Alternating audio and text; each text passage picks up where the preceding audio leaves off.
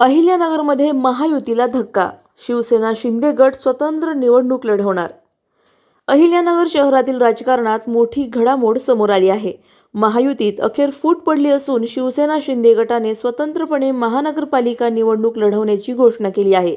आज घेतलेल्या पत्रकार परिषदेत शिंदे गटाकडून ही अधिकृत घोषणा करण्यात आली।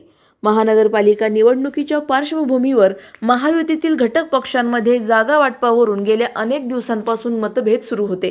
अनेक बैठका होऊनही तोडगा न निघाल्याने अखेर शिवसेना शिंदे गटाने स्वतंत्र निवडणूक लढवण्याचा निर्णय घेतला आहे। विद्यमान जागेवर भारतीय जनता पार्टी आणि राष्ट्रवादी काँग्रेस पार्टीने त्या ठिकाणी हक्क सांगितल्यामुळे आम्ही ती कुठली जागा सोडत नाही असं त्यांना स्पष्ट नकार दिला आणि रात्री आम्ही उशिरापर्यंत त्या ठिकाणी आम्ही सगळे पदाधिकारी, गणेश कवडे असतील, भोर साहेब असतील, संभाजी कदम, आम्ही सगळे त्या ठिकाणी, शेंडगे साहेब होते। आम्ही 5 ते 6 पदाधिकारी त्यांच्याबरोबर 3 ते 3:30 वाजेपर्यंत त्याच्यावर सगळ्या प्रभागावर चर्चा झाली।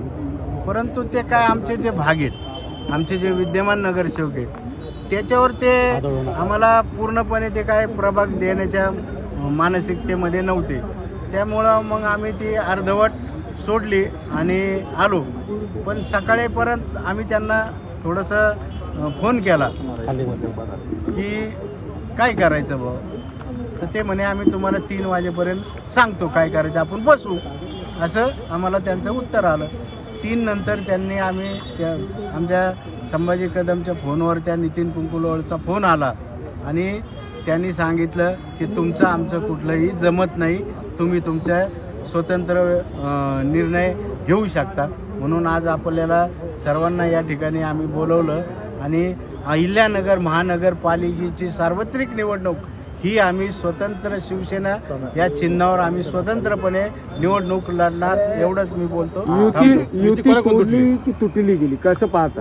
युतीमधून आम्हाला त्या ठिकाणी बोला कंटिन्यू करा। आपली किती जागेची मागणी होती, त्यांचं किती जागेचं प्रपोजल होतं आणि कशातून ही फीस कटली? ऐका, त्यांनी आमची 24 जागेची मागणी होती, जे आम्ही रास्त होते, आमचे 23 निवडून आले आणि सचिन जाधव एक, असे 24 जागेची रास्त आमची मागणी होती।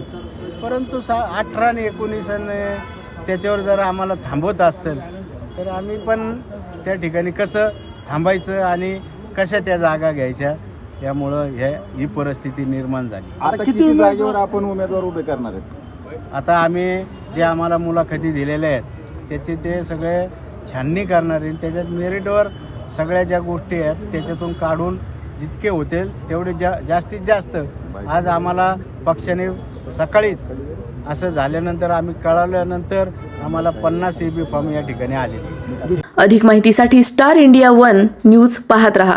चॅनलला सबस्क्राईब करा आणि अशाच अपडेट्ससाठी बेल आयकॉन दाबा।